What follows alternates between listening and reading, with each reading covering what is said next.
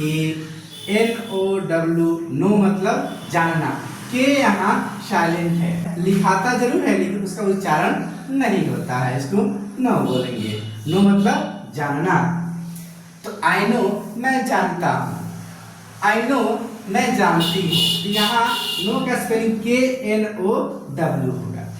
ठीक है, अब देखते हैं वर्ड मीनिंग हम लोग याद करते हैं, याद करना चाहिए। वर्ड मीनिंग याद करने से ज़्यादा फायदा कब होगा, जब आप वर्ड मीनिंग को यूज में लाएंगे। जितने भी वर्ड मीनिंग है उसको यूज में लाना है। जैसे खाना वर्ड है, पढ़ना है, जानना है, खेलना है, नाचना है, पढ़ाना है, गाना है। इसका वर्ड मीनिंग क्या होगा, वर्ड मीनिंग याद कर लेंगे फिर भूल जाएंगे। अगर जितने भी वर्ड यहाँ लिखा हुआ है, जितने भी हिंदी शब्द है और हिंदी शब्द का इंग्लिश वर्ड याद कर लेते हैं, याद कर लेने के बाद यूज में नहीं लाएंगे तो भूल जाएंगे। तो वर्ड मीनिंग को याद कर लेना बड़ी बात नहीं है। वर्ड मीनिंग जितने भी याद करते हैं और उसको यूज में लाते हैं तो ज़्यादा अच्छा रहता है। तो देखिए खाना है तो यहाँ आप इट लिखिए, EAT, इट। अब इसको यूज में लाना है। खाना आई ईट, मैं खाता हूँ, आई ईट मैं खाती हूँ। उसके बाद पढ़ना देखिए तो रीड होगा, READ, रीड। मैं पढ़ता हूँ, आई रीड, मैं पढ़ती हूँ, आई रीड। तो जितने भी यहाँ वर्ड हम पढ़ेंगे उसको यूज में लाएंगे ताकि कभी भूले नहीं। वर्ड मीनिंग याद कर लेते हैं और उसको यूज में नहीं लाते हैं, सेंटेंस नहीं बनाते हैं, बोलते नहीं हैं, सीखते नहीं हैं, तो फिर उसको फिर बार बार याद करना पड़ता है। याद बार बार ना करना पड़े उसके लिए यूज में हमेशा लाइए। ठीक है, याद करने से पता चलता है कि तंगा भारी है, मतलब ये काम थोड़ा भारी है, याद नहीं होता है। कुछ बच्चे याद तो कर लेते हैं, वो ठीक है, और कुछ याद नहीं करते, उनके लिए यूज में लाइए। आप इसको बार बार प्रयोग करेंगे तो आपके लिए आसान हो जाएगा।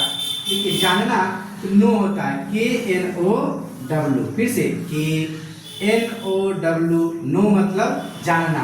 के यहाँ साइलेंट है, साइलेंट मतलब होता है लिखाता जरूर है लेकिन उसका उच्चारण नहीं होता है, इसको नो बोलेंगे। नो मतलब जानना।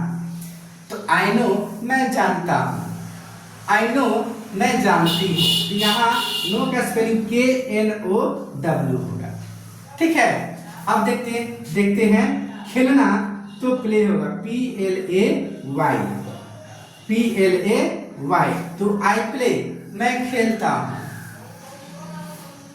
मैं खेलती हूँ, आई प्ले। नाचना डांस होगा, DANCE, डांस। तो यहाँ देखिए मैं नाचता हूँ, आई डांस, मैं नाचती हूँ, आई डांस।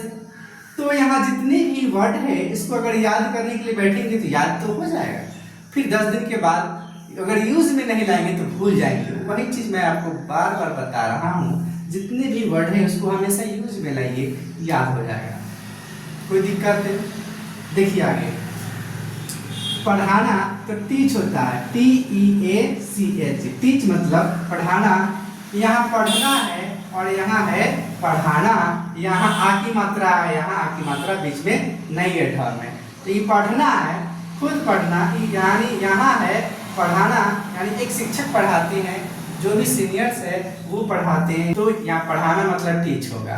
तो मैं पढ़ाता हूँ, आई टीच, मैं पढ़ाती हूँ, आई टीच। ठीक है, गाना तो सिंग, SING, सिंग। मैं गाता हूँ, मैं गाता हूँ, आई सिंग, मैं गाती हूँ, आई सिंग। अब कुछ वर्ड और पढ़ते हैं नेक्स्ट पार्ट में।